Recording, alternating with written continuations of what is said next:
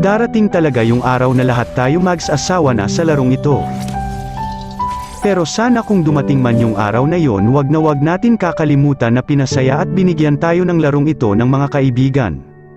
Yung iba nga nagkaroon pa ng jowa dahil dito mapapasana all ka na lang sa kanila. By the way, ako lang ba yung ganito na ngayon?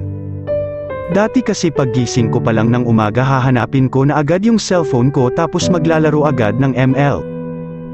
May pagkakataon pa nga na nakakalimot na kumain ng umagan hanggang hapunan kahit pagligo nakakalimutan na din sa kakagrind ng ML.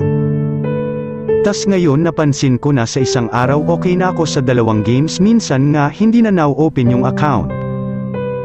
Ganito na talaga ngayon kasi sign na to para magseryoso na sa buhay.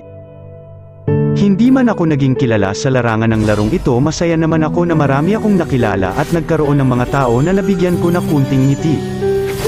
Paalala ko lang dun sa mga bata na bago pa lang maglalaro ng ML, wag nyo masyado itutok yung sarili ninyo sa bagay na ito kasi pag inabuso mo yung katawan mo baka hindi ka naabutin ng pagtanda.